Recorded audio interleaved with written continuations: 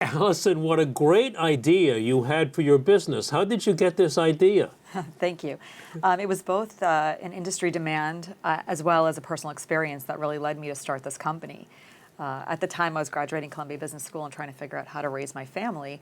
I was expecting our first. We knew we wanted a larger family, and we really were trying to figure out, should we stay in the city, do the urban lifestyle, or perhaps explore the suburbs? And when we decided to potentially explore the suburbs, we realized that there was no truly objective advice out there, and there was no real strategy for us. So you then wasted some time looking around getting nowhere, did you?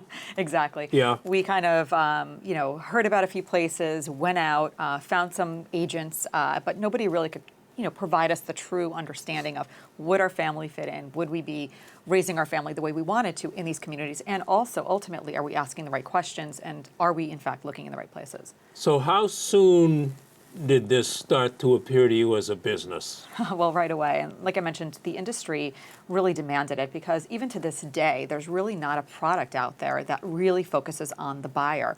All of the big companies in real estate focus on sell side and let's get the listings, and they train all of their agents to focus on the listings. And finally, Zillow came out with a great consumer product, but yet they're an agent product. They're focusing on Premier Agent and what can we do for the agent, and those are their clients.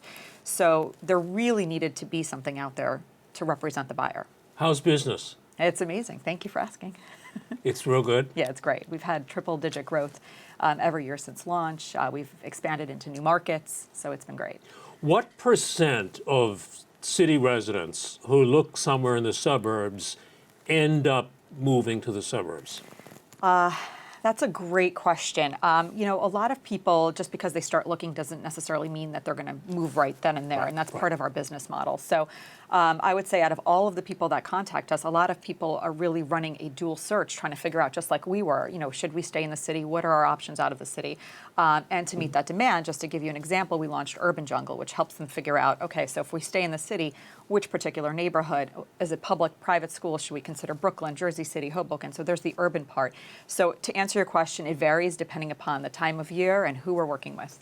I'm going to guess half, though, maybe, and without putting a time limit on it. Maybe it's 1 year or 5 years. From what your impression is, some people decide to stay. Just give us a guess, if you could. A rough estimate would be probably out of all the people that become our clients, I would say maybe 30% end up staying fully long-term in the city. The other people may decide to stay temporarily for a year or two, see if their kids get into school, and a few of the other variables. So are you a licensed realtor in a lot of states? So we actually don't employ brokers. We're not transacting business as a broker because we want to maintain true objectivity. Our goal is we don't want listings. We don't work on the sell side, like I mentioned. We don't represent the buyers as brokers. We represent them as truly objective strategists and consultants, and that's the key to our success. So do you charge them an hourly fee? All of our services are completely free. So how do you make your money? So in the world of real estate, as you know, the seller pays the commission. So any buy-side services are always free. Whether or not you search for your own agent or you use us, it's always completely free. The seller agrees to a price with their agent that they hire, whether it's 4%, 5%, or 6%, and that is how we get paid. From the seller down exactly. the line. If and whenever there is a purchase procured. So how do you run the business? Are you riding in a car with somebody to Poughkeepsie every Saturday morning? Or tell us how it works. That sounds amazing, but that's not how we work. So what we do is we have corporate strategists, like I mentioned. They are incredibly, just amazing strategists that are well-versed in every town. So in New York. Out in the suburbs, you have these. So our offices are here in New York City. Right. Each of the strategists that we have, for example, in the New York City market. So in New York, there are over 500 towns which are commutable to New York City. Again, the level of commute and those details are to be discussed. But they know every detail about not just the commute and the taxes and the school system, but truly understand who lives in these towns, why they chose those towns, and to really understand exactly how to develop a strategy for the client. What is the mistake that people who move to the suburbs often make? What's the mistake not to make? So the biggest mistake that people make they're very house-centric in their search. The first thing that they start with is, well, I want X bedrooms, I want 4 bedrooms, 3 bathrooms, I want this much land, and I want an open floor plan. And these are all the wrong things to think about, because you're ultimately making a huge decision on how you're going to raise your family, and that could vary dramatically based on where your home is located. So I always explain to people, your family grows up in a town, not necessarily in a house. They spend more time in that community than they do within the confines of your actual home. And of course, you want to be happy and have enough space, but the community and the town is by far the most important. So understanding who lives there and why is by far the first question. And how do you, other than driving around, how do you know who lives there? Well, that's why we created our service. So we always work with families, and like I mentioned, every family has a personal strategist. That strategist doesn't just know a little bit about a town; they know every aspect of every town. So within New York, there's Westchester, Connecticut, Long Island, New Jersey, hundreds of towns. When they talk to a family, they personally understand the intangibles of that family, what their goals are, how they grew up, all of those details, and they take that. And using our proprietary technology, as well as their personal know-how and research, they come up with a plan for this family. So it's, yes, of course, we'll take into account real estate and how much space you want and those things, but understanding that is by far more important. So your local specialist would know, wait a minute, this town does not have Little League, and you're going to be looking for Little League. They would tell somebody that sort of thing. They may move there and then discover there's no Little League in that town. Exactly. So that's a great example. So there are certain towns that have, a greater sports presence. So it's really important for that town culture to be, big in lacrosse or big in soccer, that drives a lot of their weekends and social lives, whether it's, preschoolers, to high school. So understanding the dynamic, if you want creativity, where do you get that? It depends on the professions that you guys, work in, and, what the family is looking for. Are they working moms, stay-at-home moms? There's so many different pieces of the puzzle. And the biggest piece, of course, everyone calls us and say, they say, we want great schools. And, I always say that nobody calls us to say we want underperforming schools for their kids. But, the definition of that is also very different for everyone. How about the parents or empty nesters building a social network out in the suburbs? Does that usually work out? Do they overlook that? Is that a big consideration? What? For empty nesters, what I will say, the trend has been that a lot of people don't stay in the suburbs like they used to. So I think, 20, 30 years ago when people moved out of the city, it was like, this is my home. I'm going to live here forever, and I'm going to put roots into this community. Now people are in and out. They raise their kids and they're done paying taxes and the maintenance on their homes, and so they're out. And so there really is this dynamic of, these younger families moving in, using the school system, really living, their sort of suburban dream, and then kind of moving back to urban or other places. What's the deal killer commute time?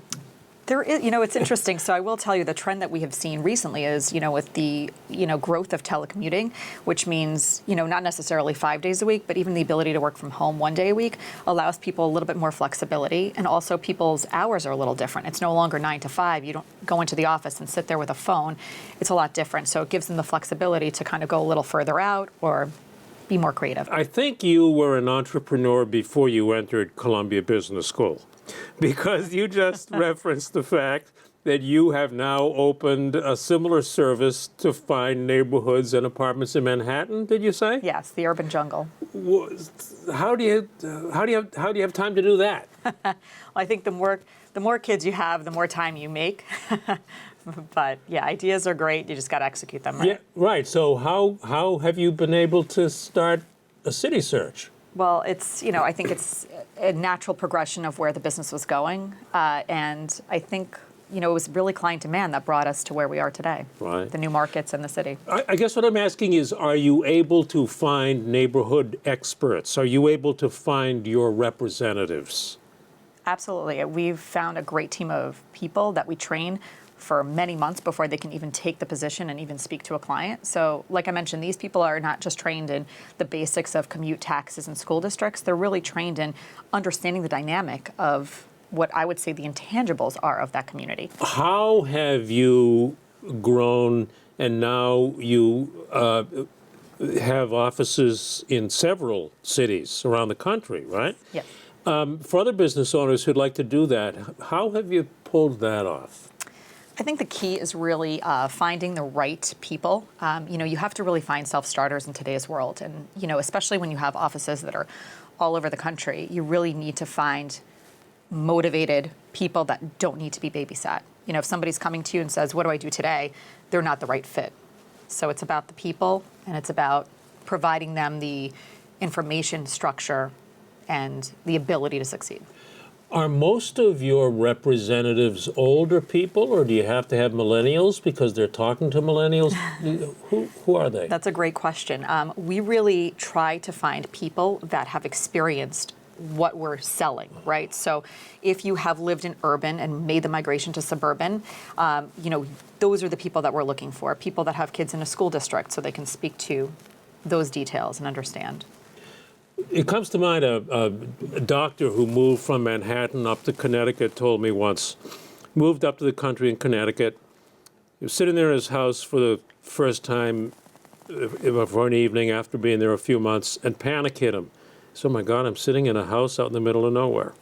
So he called a colleague in the city. He said, I don't know if I made a mistake. The doctor in the city said to him, look, Jim, if you were in the city, you'd be sitting alone in an apartment in a tower, so you're not doing anything different.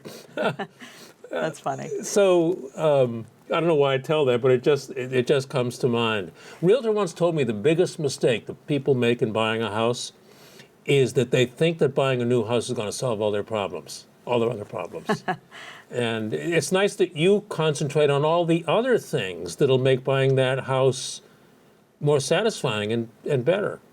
Why didn't anyone else think of doing what you're doing?